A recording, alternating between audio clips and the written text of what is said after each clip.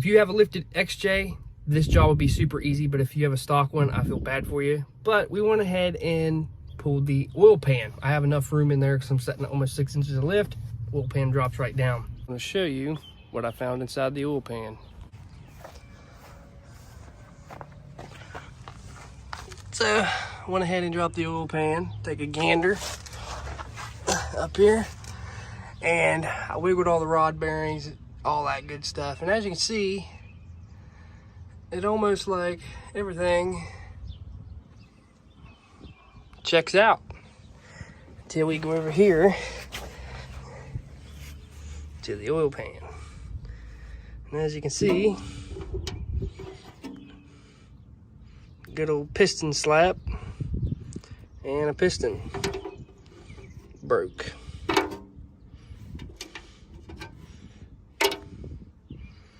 So there's the noise. So I went ahead and skipped the teardown video because if you've ever put a manifold gasket on these, basically tear it down the same. You just take your intake off, all the stuff off top, the valve pan cover, your power steering pump, all that good stuff, and then you take your 2 bolts over there where your AC compressor bolts. That's my alternator though. I did the alternator relocation, but you just take the 2 bolts out of the top where the AC bolts and then pop your head off. It's pretty self-explanatory. What I'm going to go ahead and do is take the water pump off, take the AC pump bracket off, the fan and all that good stuff, harmonic balancer, radiator out, put a new timing chain in it, all that good stuff. It's all pretty self-explanatory. Make sure you take your oil pan off. It's pretty easy. So it's good to take your rod caps off and then take a soft screwdriver handle and then punch it up through. After it gets up so far, you can pull it right out. All right, so we got the pistons pulled out, and the ones that I want to look at is number 5 and number 6. We know what's wrong with number 5 because, well, busted the whole piston. So that's the culprit. That's the piston slap. That's the stuff in the bottom of the oil pan.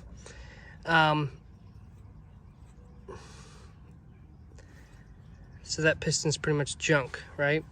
So I was looking at the other pistons, and you know, they look good. They have some wear. You know, they definitely need replaced. If you didn't have the money, you know, these would get you by for a while, but I definitely recommend replacing these, right? So even though a piston looks pretty decent, you need to really inspect it, because if you look close,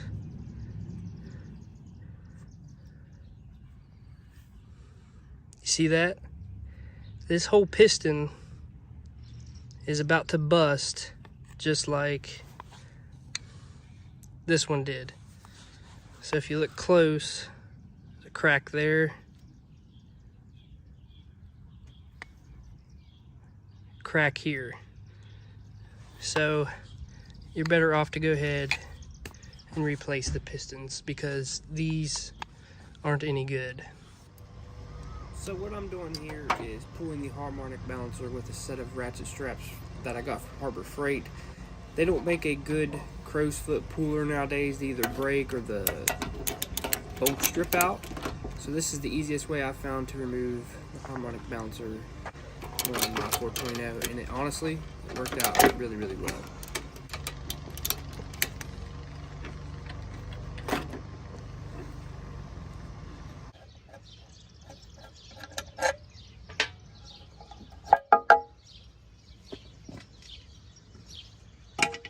So I went ahead and took the cover off, and I'm going to make sure both notches line up. That's how you know you're on top dead center. Pop this bolt loose and go ahead and change the timing chain set while we're here. It'll be the first thing I do, so I know I get it back in time.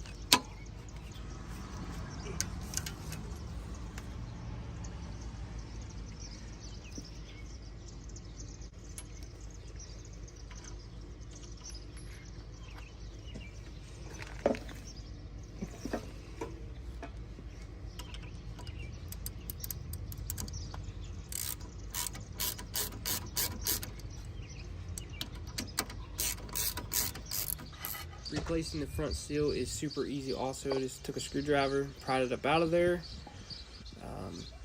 You're going ahead and clean all the gunk out of there. So that's what I went ahead and did. After I cleaned it up, I just took the rag and softly beat it in there and then tapped it around with a claw hammer. It's light and it doesn't mar it up too bad. And I've done this for a long time, and this is the way I do it, and I never had any problems with the seals leaking. And don't forget your timing chain guide. Mine actually broke and I have to go buy a new one. So what I've done here is cut the top of the piston with a grinder, cut it in two where it slides off the rod. And basically I'm just going to go ahead and press the pin out of the rod. I marked it which side that it came off of. That's the driver's side. And I made a little jig here out of a ball joint pressed and a bolt and a washer. And I took a pipe wrench. They're in there pretty good. You could probably heat it up and it'd come out a little bit easier. I just wanted to see if I could get it out without doing that. And with a little bit of turning and some patience, the pin actually started to come out.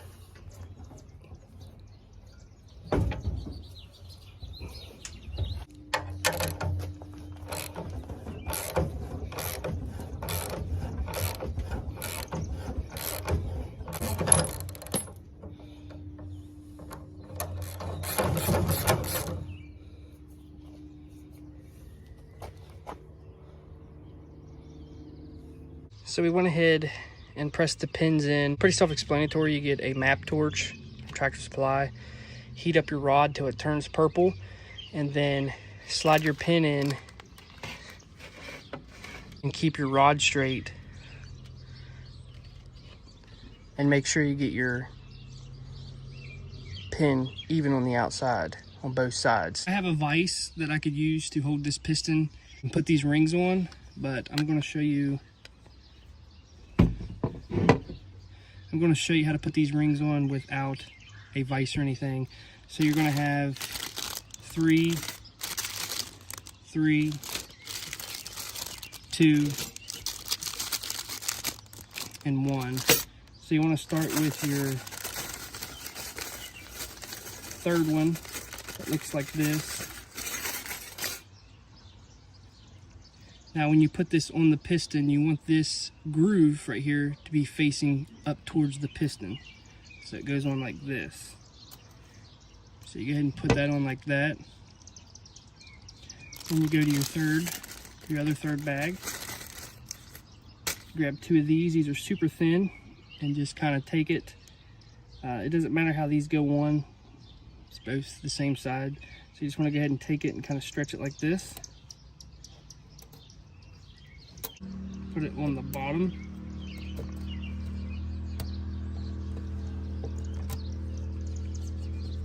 Just like that. Then your other one goes on top of this.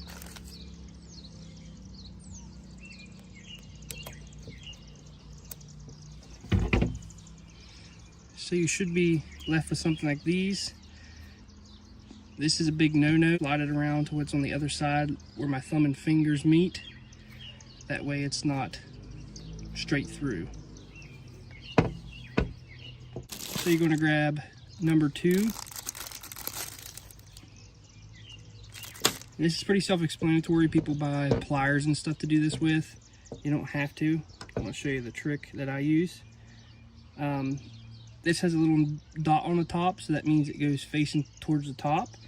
And you just want to grab right here and kind of stretch it. Don't go too much because you will bust these rings. So just go to the piston, stretch it.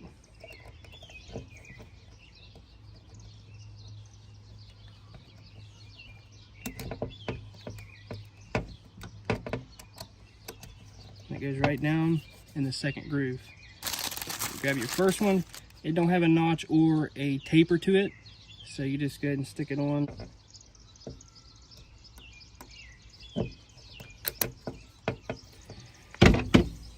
These, make sure they're like away from each other, and make sure your bottom ones aren't lined up with those.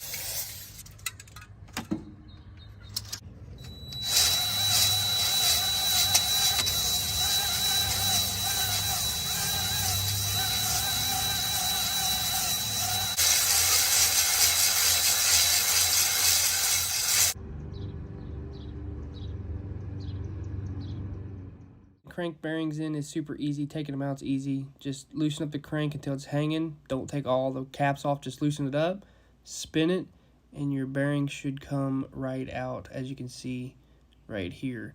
Putting it in, you just push it back around with your fingers, and then don't forget to put your bearing on the cap, and then put the cap back on. So we're going to go ahead and put a couple pistons in. This is pretty easy. That's basically all you do. It's pretty self-explanatory. It's got 2 more to put in, and we'll be ready to rock and roll, go underneath and torque everything.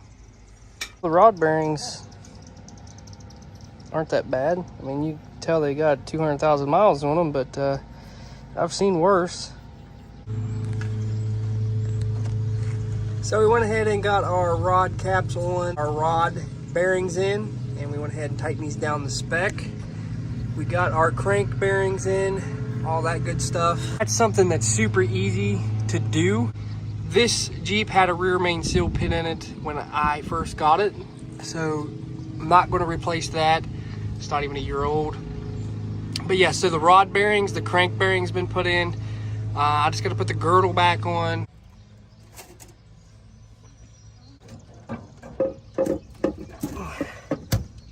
So as you guys seen, I went ahead and put the head on, torqued the bolts, all that fancy stuff. Got the water neck on. So we're gonna have to wait to put the water pump on in the time and chain cover, because my time and chain guide was broke. It didn't come with the kit that I got. I don't know why. Tried to hunt it down at local parts stores. I couldn't. So what I had to do was order it off Amazon.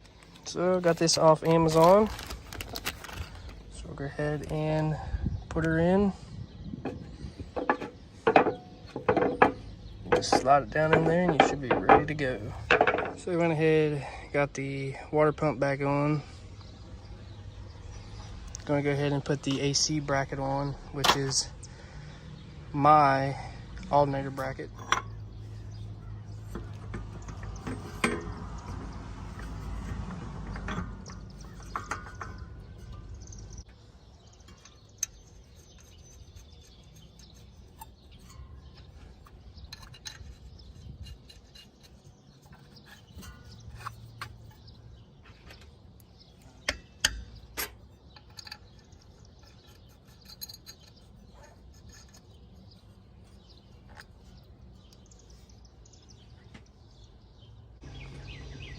So basically got everything back together. I got the radiator sauce in it. Everything is good to go here. Only thing I don't have on is the intake box and the valve pan cover gasket yet. I just laid it on top so the oil wouldn't sling all over the place. We'll be putting that gasket on though. Just want to make sure it'll fire up and run. Throw the battery in it and we'll start it up and see how she does. Trying to start this thing, cranking. I run the battery dead, as you could hear. I got everything correct. I don't understand what's going on. I even tore the front end off. I even tore the whole front of the motor back off to make sure it was in time on the right stroke, top dead center, all that good stuff. But there's something I need to look at, is aligning the cam sensor. So let's go do that real quick. So what you want to do is find top dead center on the compression stroke. Take your bracket off, or you can just loosen it up. And then take your little Allen wrench, and the outside of this thing will move left to right. There's a hole on the outside and a hole on the inside. All you got to do is line those 2 holes up. But like I said, make sure it is on top dead center on the compression stroke. As you can see here, that it should slide through. Flip this around. Should slide through to the inside of the hole.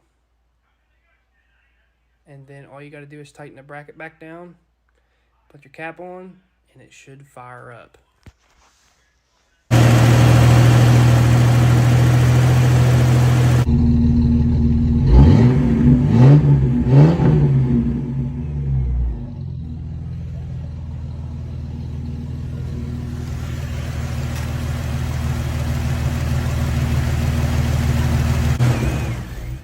So I hope you guys enjoyed this video. I hope it helps you out. Like I said, a straight 6 motor is so easy to rebuild. There's no in-depth that you really have to go into. Honestly, the longest part is tearing the motor down, tearing all the stuff off, the bolts and all that stuff. That's the headache of it. And then putting it all back together. It's basically pretty self-explanatory, but I hope it helped you out. I hope it gave you some tips, help you on your rebuild. So make sure you give it a thumbs up, hit that subscribe button. I'm Cherokee Ronnie. Stay dirty, my friends.